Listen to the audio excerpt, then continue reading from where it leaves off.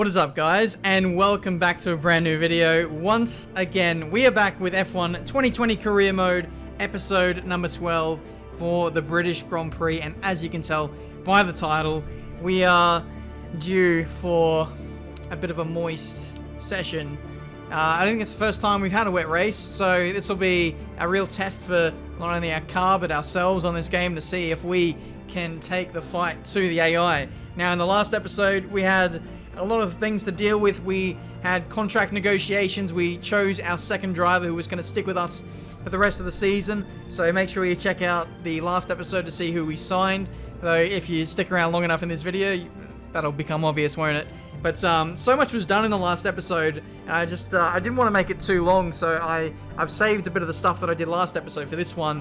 One of those things being a new sponsor. We've got our third secondary sponsor, because we're now Team Acclaim level 10, and Satellite is a very mouth-watering prospect. Complete 100 laps over the course of a Grand Prix weekend, and we get a goal bonus of 400,000 as well as 220k weekly.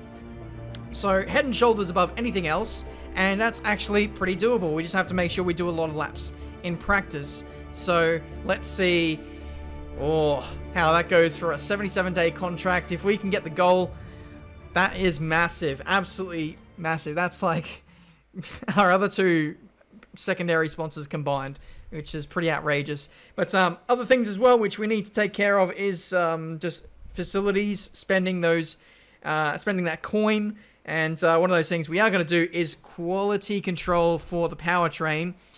We do have a big boy engine upgrade, which we're going to apply for this race, but we don't have the means to do so just yet. What I want to target is actually a major engine power upgrade, but we have to wait until kind of next week to get a little bit more resource points in, and then we can go for that upgrade. But for the time being, we're going to delegate some activities. What are we going to go for? Maybe that funded team event. That looks pretty good. A morale boost in all aspects, which is nice. And then for the final one, I think I might go for some reaction training. I promised Mick I was going to give him some training, my young Padawan learner. I can't really talk. I'm technically a rookie in Formula 1 as well, but he's getting some training, and he'll be a Jedi Master in no time. But yeah, this is the timeline where we went and did the contract renewal. If you haven't clicked on the previous video already, then spoiler, we've got Mick on board for the rest of the season, and he'll be seeing through his contract until the end of the season, 30th of November. But another thing as well, which we had to do, was a invitational event, and this will be a boost in $150,000. Finally got it out, and 1,000 driver acclaim, and that is if we can pass the objective, which yeah, we pretty much did. It was fine. We had to complete 3 laps of Japan short in under 3 minutes. And we just about did it. I was panicking on this last lap, thinking I wasn't going to be able to do it, but a lap of Japan short is a lot shorter than what you think. I know, completely shocked. But with all that in the books, we advanced time. We're going to get some more weekly resources on the very next day, that being the 13th. Here they come in now. We're going to stop the simulation, and we are going to immediately amend or apply the major engine power upgrade, the cylinder head, which on target without any failure will be on in time for the Belgian Grand Prix, like literally the day before the Belgian Grand Prix. So the Thursday, the parts are literally going to be shipped over to Belgium, and it'll be on the car. That is that's some last minute stuff there. We really do need that to go through. One final thing, analysis suite, that will boost the second driver's experience. And it's only just come to my attention, or I just re-remembered it, but the higher your teammate's experience level is, the more resource points they'll bring in for the team. So that's a no-brainer, bringing that one in. Barge boards have been upgraded for this upcoming race in Silverstone, which we are going to go into now. But here is an update of where the team stands at this stage. We are we're at 1, 2, 3, 4, 5, 6, 7, and we've jumped Haas and Alfa Romeo coming into this race, which is really nice, but it's so tight in the midfield. Just 1 or 2 upgrades here or there is going to make a massive difference in amongst those guys. Hasn't come to the forefront in practice though, 19th and 20th, so let's hopefully take the sandbags out for the Saturday sessions and then go from there. Guys, if you're enjoying this series, make sure you leave a like, and don't forget to subscribe to the channel if you're new to see plenty more F1 2020 content. I'm going to try and keep uploading this series for you guys every single day, and who knows, let's hopefully hit that landmark 500k before too long. Fresh engine components are going in, and we're going to gear up for qualifying now for the British Grand Prix. Thankfully, this session is dry.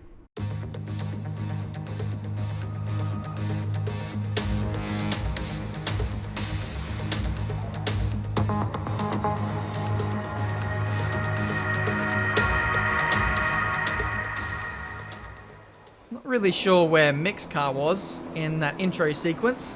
Perhaps he was off at the FIA weighbridge or something for an investigation. Maybe we've been protested by another team. I think that probably would have happened by now if this was a real-life career mode series. A new team has come in. We're already ahead of 3 or 4 teams. It's pretty crazy to see that. So I think Williams, Haas, AlphaTauri, they all probably would have protested. Mercedes at this rate will probably protest us. I mean, we probably would have got protested at the pre-season, at the car launch by McLaren. Their lawyers would have been having lawsuits on me for having an orange and black car. Maybe that's why we changed the livery in the background, and I just didn't tell you guys about it. But either way, we move. Could you imagine if we lost a lawsuit to McLaren and had to pay them X amount of dollars? No more upgrading of the resources right there. Anyway, it's qualifying one, and the pace doesn't look that strong. This is the first time I put the qualifying AI level to 110. So in every race since Monaco, the difficulty level has been at 110. But qualifying has been the exception. I've been running at 109 difficulty. This time it's 110. I don't think it makes that much of a difference, in all honesty. What I think is making a difference is the setup that we've been using since Monaco. It's a setup that I don't think lends itself too well to long, high-speed corners. It's like 2.8 wings or something. It's really good for low-speed rotation. Maybe not so great at high speed, but it's decent for straight line speed, I suppose. But it doesn't seem to be lending itself too well at this stage to this circuit. What I have done coming into this final run here is I've actually lowered the front wing to 1.8 wings, and it looks like it's made a small difference. As we come across the line, we do improve, but only by 1 spot. It puts us in 21st place, and I think we were about 0.6 away from Mick Schumacher. That improvement there sees us get close enough to the point where it's somewhat respectable, but by no means competitive, especially given where we stand in the car performance index. Like, we're ahead of Alpha and Haas, but we're way behind them. Way behind. So that needs to be rectified. Oh dear. Not too sure what's going on there. But it seems anyway that the 1 lap pace is probably the Achilles heel of this car. We come alive in the races, but we do really need to qualify better. It'll help us so much in the rivalry breakdown, but also just getting points more consistently, especially for my teammate who doesn't find life as easy as me in terms of getting overtakes done in the race. So yeah, some areas to work on for sure as we head into this British Grand Prix. It is raining, and I feel like we will definitely be more of a chance in the race. I have heard whispers from other people doing career modes and stuff that the AI can be easier to beat in the rain. So let's put that theory to the test. It's going to be heavy rain, and it's going to be a first for all of us. Great Britain then, one of only 2 countries to have held a Grand Prix in every single year of the Formula One World Championship. And the circuit extends that record further for today's Grand Prix. Also here, of course, is Anthony Davidson. Why don't we discuss McLaren? What do you make of their performance so far this season? Well, the atmosphere within that team seems very positive at the moment. Everyone seems like they're in great spirits and having a lot of fun doing what they do, and that's definitely contributed to the performances we've seen. After the points finish last race, let's aim to keep the momentum going. And keep the momentum going we shall. We've been on a ridiculous run the last few races. I think it's been about 4 or 5 races in a row of points finishes. And with the rain, it just throws everything up in the air. This is going to be a complete lottery. We could be either massively on the pace or massively off the pace. We just don't know. 5 red lights, and away we go for the British Grand Prix. It is typical British weather here in Toaster. That's how they pronounce it, I think. That's, yep. Anyway, turn 1. We fly around the outside of Nicholas Latifi. We somehow get past George Russell as well. And Mick Schumacher on my right-hand side as we see Kvyat and Schumacher go for a massive dive bomb into turn 3. Someone has lost a bit of front wing. Maybe one of the Haas drivers. We'll have to wait and see on confirmation about that. But we get up the inside of many cars there. That's been quite fortuitous there, taking an alternative line. Maybe it's the wet line. Even though that's definitely not a thing on the Codemasters F1 games. You can run dry lines, wet lines, well, just running the dry line is the way to go, even in the wets on this game. But early doors, pace is not great. There is a massive problem that is emerging already. One of those is that my teammate is into the lane at the end of the first lap. It seems like he was the one who lost his front wing after yeeting himself into turn 3 and taking Danny Kvyat with him. So that's a big chunk out of the front left end plate. And untimely as well, because it's going to be a one-stop race, at least by the race strategy. It looks like it's going to go to light rain towards the end, maybe the final 5-10 minutes. So that's something that we really could ill afford, especially after re-signing Mick. I put the pressure on him, saying he needs to score points, and he goes and throws it away on the first lap in his first race back. But just checking up on the weather with Jeff, he's saying that the heavy rain is going to stick around for at least another 20 minutes. So this will be a sizable stint here on the wet tyres. I don't think tyre wear will be a factor today. If it stays full wet for the whole race, we could probably get away with just running this set of tyres and never stopping. But I feel like the weather will intervene before then, as we can see the back end loss coming out of the first sector. We're quite slow at the high speed corners of this lap. Just holding my breath there as we had Danny Kvyat up our inside. Had to kind of leave him space, but at the same time I didn't really want to. I wanted to press on with my natural racing line, and you can see this car is a real handful at this stage. I was just struggling for grip, to be honest. It was just a nightmare. You can see we've lost 6 seconds to the nearest car in front, Grosjean, in a car that is theoretically worse than ours. It's worrying signs in this British Grand Prix. We're still running with 1.8 wings. I think in the pit stop, what I will do is increase the front wing to give myself a little bit more purchase.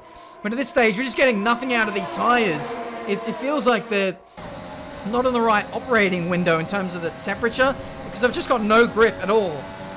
It's hard to tell, but they're definitely not cold. They might even be slightly overheating, but looking at the tyre temperature graphic, nothing was really going on. It was fine. So it's a real head scratcher, this one. We've just got absolutely no pace. Bottas, though, with all of the pace in this Grand Prix, 138.0, he is, what, 3.5 seconds a lap faster than what I am. And I actually checked on the pace of those around me, like Grosjean up ahead. He's 2 seconds a lap faster than me. So this is really worrying signs here in this British Grand Prix. We might be on target for the wooden spoon in this race. Mick Schumacher last, and then Tiametmarduk, Benjamin Daly second last. That would be a very embarrassing Grand Prix to have, given the progress that we've made recently. It looks like there's been a bit of a switcheroo at AlphaTauri.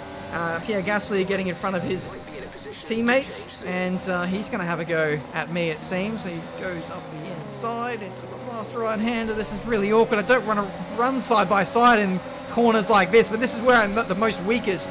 The final right-hander out of the S's there is where I'm getting walls of understeer. It's pretty ridiculous.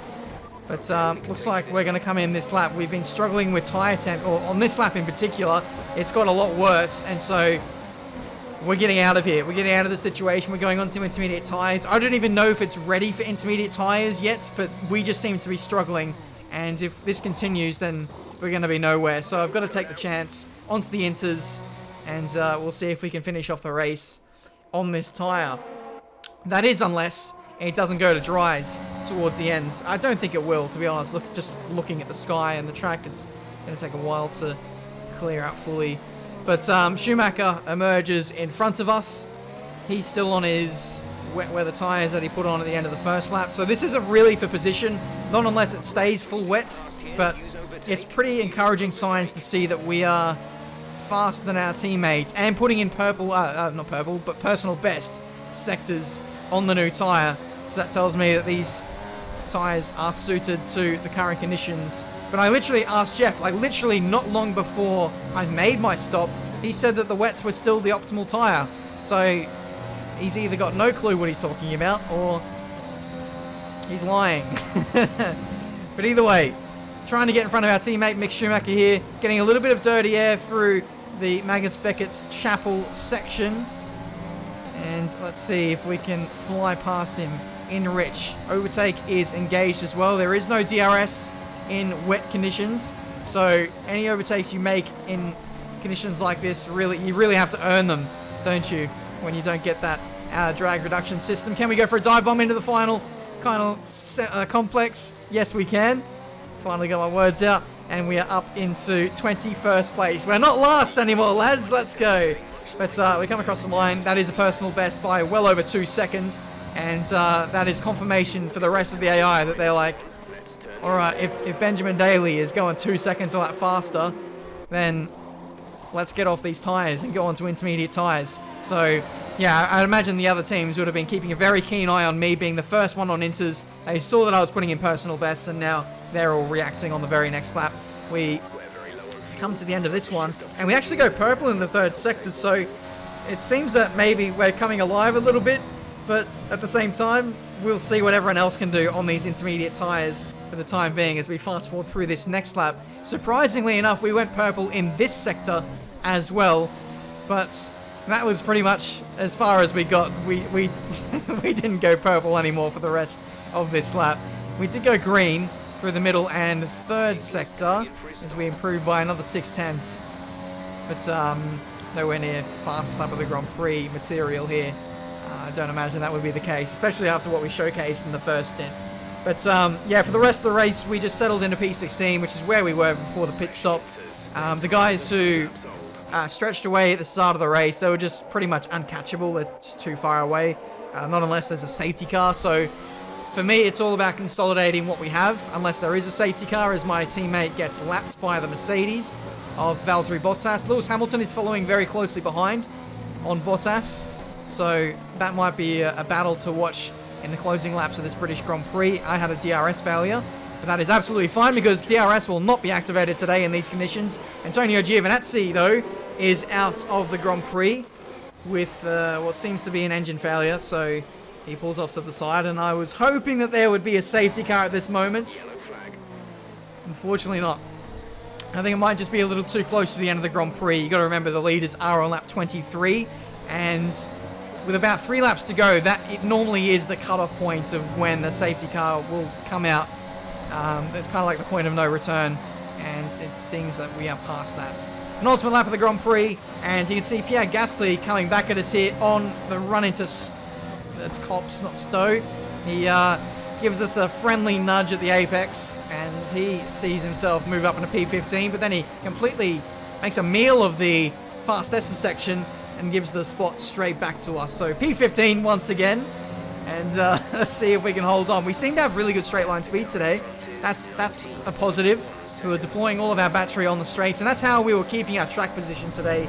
It was a case of the Alfa Romeo formula, being a rocket ship on in a straight line and having pretty much nothing to offer in the corners. That was the annoyance that was Benjamin Daly to his competitors behind. AlphaTauri would have been pulling their hair out, at least the engineers would have been. But yeah, it's going to be P15, and a really disappointing way to end this run of points finishes we've had in the last few races. But the wet weather has just been our Achilles heel today. Haven't gone the right way in terms of setup, I would say. But at the same time, we were a bit of a passenger as well to the tyre temperatures. We were just never in the game on the wets. We put the inters on, and we were pretty much the same pace as those that we should have been on pace with. But the damage was already done at the start of the Grand Prix. And it's no points.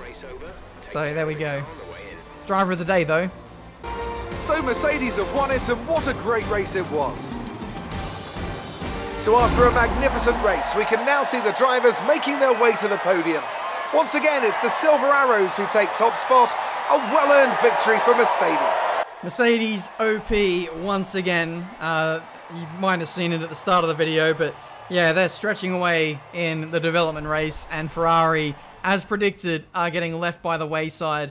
And this is before probably another performance patch will nerf Ferrari even more, because they're still relatively competitive, are Ferrari, but they're by no means kind of that midfield level, which is being represented by them in real life, at least in the first 2 rounds of the 2020 championship. So they're in for a rude shock once that comes in, and Mercedes is just going to be newfound levels of dominance relative to everyone else. Red Bull had a shocking day today as well. Max Verstappen only managing 1 point, and Albon was falling like a stone towards the end of that race. I think he might have had some damage.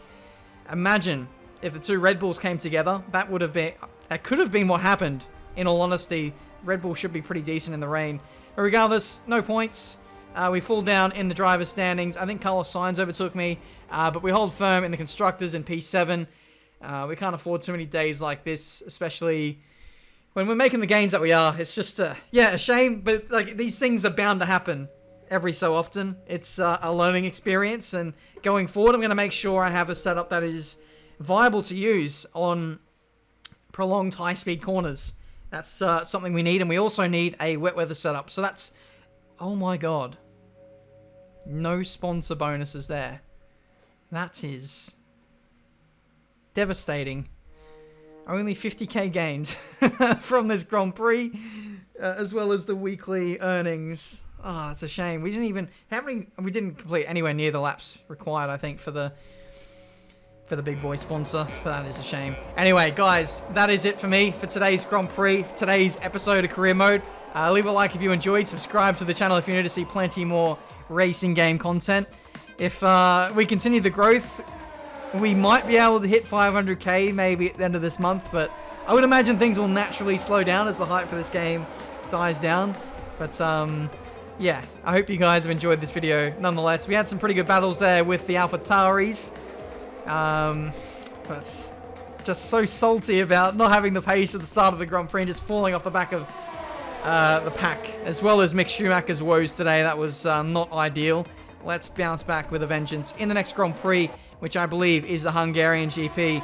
And then the immediate future is looking pretty good. As soon as we can get that major power upgrade on from Spa onwards, ooh, look out. We could be well established inside the points. And I really do look forward to Mick getting in the fight once we can get some of those more bulky engine upgrades on and drag reduction upgrades. I think it's going to completely turn our season around. With that said, thank you so much for watching. Until the next one, I'll see you next time.